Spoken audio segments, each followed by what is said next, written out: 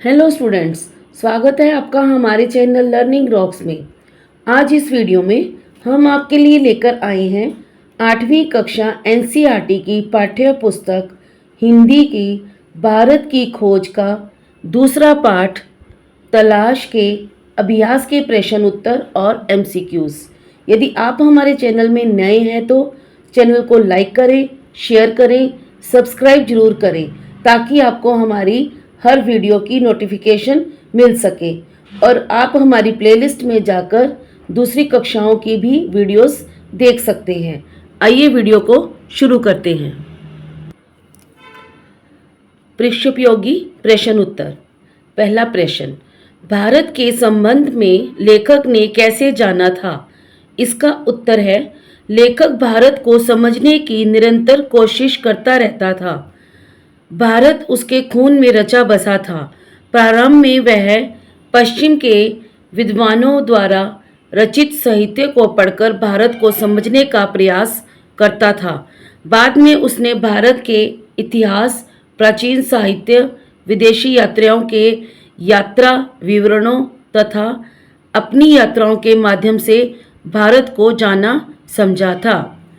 प्रश्न दूसरा, लेखक ने आधुनिक भारतीय सभ्यता का आधार किसे और क्यों कहा है?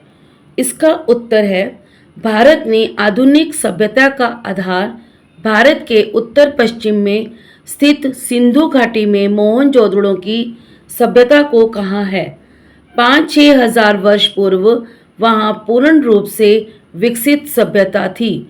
उस प्राचीन नगर में घरों और गलियों के अवशेष अब भी वहाँ हैं। इनके स्थायी रूप से टिके रहने का कारण इसका ठेठ भारतीयपन है। इसी को लेखक ने भारतीय सभ्यता का आधार माना है। प्रश्न तीसरा, हिमालय के संबंध में लेखक के क्या विचार हैं? इसका उत्तर है, लेखक हिमालय का संबंध पुराने मिथकों और दंत कथाओं से मानता है। कश्मीर के साथ खून का रिश्ता होने के कारण उसे पहाड़ों से बहुत प्रेम था।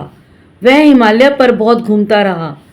हिमालय से निकलकर बहने वाली सिंधु, ब्रह्मपुत्र, यमुना और गंगा नदियों ने भी उसे बहुत आकर्षित किया था। वह हिमालय को साहित्यकारों की प्रेरणा स्रोत मानता है। प्रश्न चौथा, लेखक को भारत के अतीत की कहानी कहता कौन प्रतीत होता है? इसका उत्तर है, लेखक ने भारत के अनेक पुराने स्मारकों, भग्नावशेषों, प्राचीन मूर्तियों तथा भित्ति चित्रों का देखा था। वह अजंता, एलोरा और एलिफेंटा की गुफाओं को देखने गया था। आगरा और दिल्ली में बनी खूबसूरत इमारतों को भी उसने देखा था। उसे लगता था कि प्रत्येक पत्थर भारत के अतीत की कहानी कर रहा है। प्रश्न पांचवा, लेखक के मन में अतीत के कैसे चित्र भरे थे? इसका उत्तर है, लेखक को लगता था कि उसके पूर्वजों की भूमि में ऐसे जीते जागते लोग रहे थे जो हंसते रोते, प्यार करते, जिंदगी को जानने और समझने वाले थे। वह जब भी कहीं जाता तो उस स्थान विशेष से संबंधित अतीत के चित्र के मन में समा जाते थे।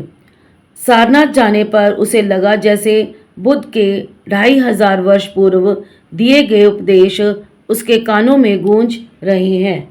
अशोक के शिलालेख, अकबर का फतेहपुर सिकरी में जिज्ञासु भाव उसके सम्मुख सजीव हो उठते थे। प्रश्न छठा, लेखक ने भारत की शक्ति किसे माना है और उस शक्ति का पतन क्यों हुआ? इसका उत्तर है, लेखक ने भारत की शक्ति उसके प्राचीन और नवीन के बीच सामंजस्य स्थापित करने की इच्छा को माना है, जिस कारण वह पुराने को बनाए रखने के साथ साथ नए विचारों को भी आत्मसात कर सका। तकनीकी दौड़ में पिछड़ने के कारण भारत की शक्ति का पतन हुआ था। मानसिक जड़ता और शारीरिक शिथिलता के कारण ही यह पतन हुआ था। प्रश्न सातवां, भारत की तलाश में लेखक ने क्या प्राप्त किया? इसका उत्तर है, भारत की तलाश में लेखक उन भारतवासियों को तलाश कर रहा था जो भारत के आज़ादी के संघर्ष में नेतृत्व कर सके। इसके लिए उसने मध्य वर्ग के लोगों की ओर देखा, परंतु उसे लगा कि मध्य वर्ग के लोग अंग्रेजी सरकार द्वारा बनाए गए ढांचे की ही पैदाइश थे। वे उसे चुनौती देने अथवा उखाड़ फेंकने का प्रयास नहीं कर सकते। तब उसे ग्रामीण जनता में कुछ ऐसा मिला कि उसे लगा कि इनमें कुछ ऐसा है कि जो मध्य वर्ग में नहीं था। इससे उसे अपनी उम्मीद से अधिक मिला, क्योंकि उनमें एक प्रकार की दृढ़ता और आंतरिक शक्ति के उसे दर्शन हुए थे जो अंग्रेजी सरकार को चुनौती दे सकते थे। अगला प्रश्न, लेखक के अनुसार भारत माता का स्वरूप कैसा है? इसका उत्तर है, लेखक के अनुसार भारत माता संपूर्ण भारत की मिट्टी, पहाड़, नदियाँ, जंगल, खेत और भारत की जनता है। भारत माता के स्वरूप में यहाँ रहने वाले सभी लोग आस जाते हैं। उत्तर से दक्षिण और पूर्व से पश्चिम तक की सीमाओं में आबद्ध यह देश ही भारत माता है। प्रश्न 9वां, भारत की विविधता में एकता कैसे है? इसका उत्तर है, भारत की विविधता यहाँ के उत्तर, पश्चिम, पूर्व, दक्षिण में रहने वाले लोगों के रहन सहन, खान पान, भाषा आदि के रूप में स्पष्ट दिखाई देती है। भौगोलिक दृष्टि से भी इस देश में कहीं गर्मी, कहीं सर्दी, कहीं पहाड़, कहीं मैदान और कहीं रेगिस्तान है, परंतु सांस्कृतिक एवं सभ्यता के कारण सभी एकता के सूत्र में बंधे हुए हैं। प्रश्न 10वां, भारत की जन संस्कृति की झलक कहाँ मिलती है? इसका उत्तर है, भारत की जन संस्कृति की झलक यहाँ के प्राचीन महाकाव्य रामायण, महाभारत आदि से मिलती है। इनके अनुवाद अनेक भाषाओं में हुए हैं तथा उन्हें परंपराओं से लोक मंच पर प्रस्तुत किया जाता है। अनपढ़ व्यक्ति भी इनका रसास्वादन करते हैं। गरीबी होते हुए भी वे अपने सांस्कृतिक धरोहर को बनाए रखते हैं। जन जन में सांस्कृतिक विरासत सुरक्षित है। तो ये थे इस पाठ के अभ्यास के प्रश्न उत्तर। अब हम करेंगे इस पाठ के बहुविकल्पीय प्रश्न उत्तर। बहुविकल्पीय प्रश्न। पहला, लेखक ने बीते हुए वर्षों में अपने मन में सदा क्या पाया था? इसका उत्तर है ग, भारत ही भारत। दूसरा, लेखक के खून में क्या रचा बसा था? इसका उत्तर है ख, भारत। तीसरा, लेखक के भीतर कौन निरंतर सिर उठा रही थी? इसका उत्तर है घ, शंकाएं। चौथा प्रश्न, सिंधु घाटी में मोहनजोदड़ो भारत के किस तरफ स्थित थी? इसका उत्तर है क, उत्तर पश्चिम। अगला प्रश्न, लेखक ने मोहनजोदड़ो की सभ्यता कितनी पुरानी मानी है? इसका उत्तर है ख, 5000 वर्ष। अगला प्रश्न, मोहनजोदड़ो की सभ्यता कैसी थी? इसका उत्तर है क, पूर्ण विकसित। अगला प्रश्न, 5000 वर्ष पहले हमारे देश में कहाँ के यात्रियों का आना प्रामाणिक है? इसका उत्तर है क, चीन। अगला प्रश्न, लेखक ने अपना खून का रिश्ता किस राज्य से स्वीकार किया है? इसका उत्तर है ख, कश्मीर। अगला प्रश्न, किस नदी ने सदा से ही भारतवासियों के हृदय पर राज किया है? इसका उत्तर है घ, गंगा। अगला प्रश्न, किसकी गाथा भारत की सभ्यता और संस्कृति की कहानी है?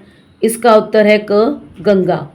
अगला प्रश्न, कुंभ का मेला कहाँ कहाँ पर लगता है? इसका उत्तर है क, इलाहाबाद, हरिद्वार। अगला प्रश्न, चीनी यात्री कितने वर्ष पहले भारत आए थे? इसका उत्तर है ख, 1300। अगला प्रश्न, कौन सा मुस्लिम सम्राट फतेहपुर सिकरी में विभिन्न मतों के विद्वानों में संवाद और वाद विवाद किया करता था? इसका उत्तर है क, अकबर। अगला प्रश्न, किस शासक के काल में बौद्ध धर्म का प्रचार प्रसार हमारे देश में हुआ था? इसका उत्तर है ग, अशोक। अगला प्रश्न, हमारे देश का नाम हिंदुस्तान या इंडिया किस नदी के नाम पर प्रसिद्ध हुआ था? इसका उत्तर है ख, सिंधु।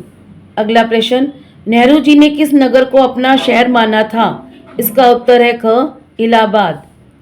अगला प्रश्न, महासागरों के पार करने पर रोक लगाना किसका प्रमाण था? इसका उत्तर है क, रूढ़िवादिता। अगला प्रश्न, नेहरू जी को भारत को समझने की सहायता किससे प्रदान की गई? इसका उत्तर है घ ये सभी। पुस्तकें, प्राचीन स्मारक, सांस्कृतिक उपलब्धियां। घ ये सभी। हमारे देश में कौन सा वर्ग स्वयं को बंदी और सीमाओं में जकड़ा हुआ महसूस करता है? इसका उत्तर है ख मध्य। अगला प्रश्न, भारतवासियों की दृढ़ता और अंतःशक्ति का मूल कारण क्या है? इसका उत्तर है क सांस्कृतिक परंपरा। अगला प्रश्न, हमारे देश की गरीबी, निहित स्वार्थ, जमींदारी, भारी लगान, कर आदि किस ढांचे में लिपटे हुए थे? इसका उत्तर है क विदेशी हुकूमत। अगला प्रश्न, पठानों के लोक प्रचलित नृत्य शैली मिलती जुलती है? इसका उत्तर है ख रूसी कोजक नृत्य शैली। अगला प्रश्न, इस्लाम के आने से पहले अफगानिस्तान और मध्य एशिया में बसी जातियां किस धर्म से जुड़ी हुई थी? इसका उत्तर है क बौद्ध। अगला प्रश्न, भारत के प्राचीन ग्रंथ रामायण और महाभारत कैसे हैं? इसका उत्तर है घ महाकाव्य। अगला प्रश्न, भारतवासियों की कौन सी विशेषता को कभी कोई भी दूर नहीं कर सका? इसका उत्तर है ख विनम्रता। तो ये थे इस पाठ के अभ्यास के प्रश्न उत्तर और बहुविकल्पीय प्रश्न उत्तर।